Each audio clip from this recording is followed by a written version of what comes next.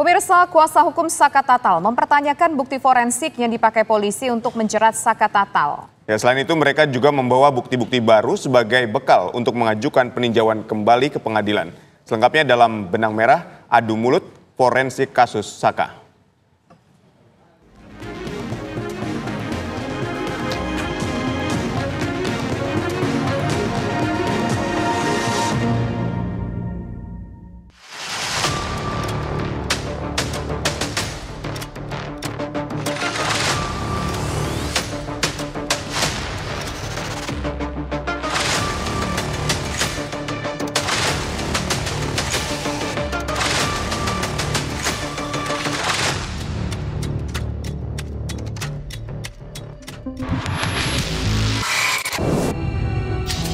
Sementara itu, ada sejumlah ketidaksesuaian kesaksian terkait kemungkinan barang bukti kasus pembunuhan Vina dan Eki, yaitu jaket ekstasi warna biru putih.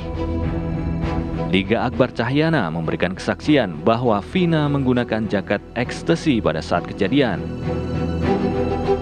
Sementara itu, Aep memberikan kesaksian bahwa Eki yang memakai jaket ekstasi, sedangkan Vina memakai baju warna gelap dan rok pendek.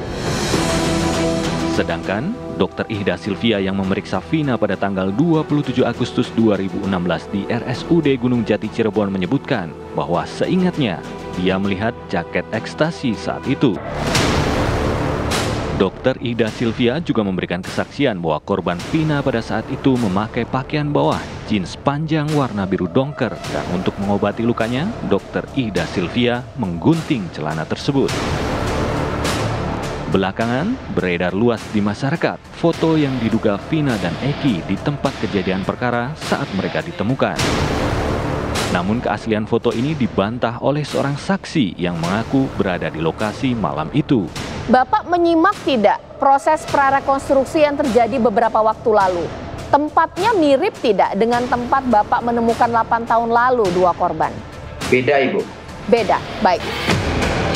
Sementara itu, helm yang terlihat dalam foto yang diduga TKP ditemukannya Vina dan Eki sangat mirip dengan foto helm yang digunakan sebagai barang bukti.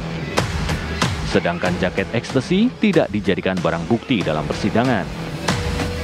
Sejumlah barang yang mungkin bisa menjadi bukti terkait kasus Vina dan Eki memang tidak dihadirkan sebagai barang bukti dalam persidangan, termasuk juga bukti rekaman CCTV di lokasi kejadian.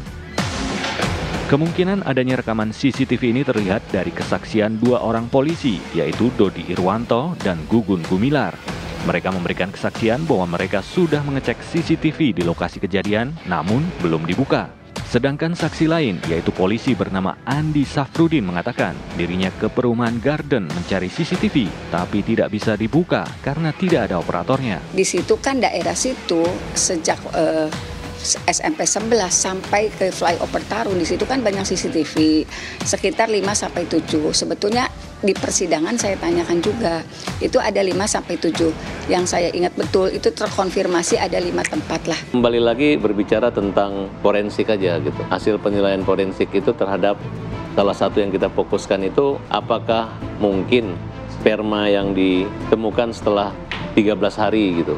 Nah, itu dokter itu yang rencana juga akan dilaporkan ke polisi. Apakah seorang dokter forensik itu bisa menyebutkan bahwa ditemukannya sperma. Nah, sedangkan dalam proses Vina ini dari awal kan kecelakaan lalu lintas. Nah, tentu ketika sebelum dikubur itu kan ada pencucian mayat buat umat muslim kira-kira. Kan dibersihkan sampai kok bisa bertahan itu, karena setelah kami konsultasi dengan beberapa ahli forensik, itu sangat mustahil sperma itu masih bisa ada, dan tidak pernah dilakukan tes DNA terhadap Itu nanti diajukan dalam PK. Kan tidak terkait dengan Saka Tatal kalau untuk yang sperma. Ya, kalau kemarin kan hanya foto-foto, bahwa kita kan fokus bahwa ini mungkin kecelakaan lalu lintas.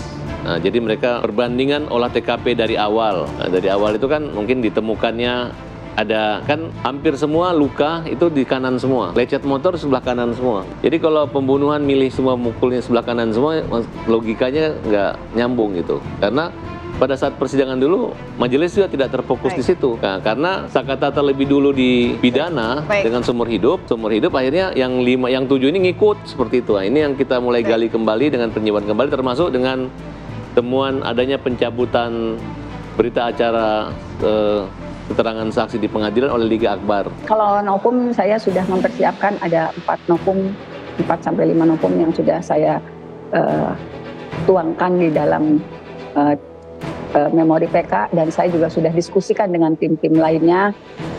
Novum itu mungkin akan menjelaskan kondisi yang sebenarnya apa sih yang terjadi di 2016.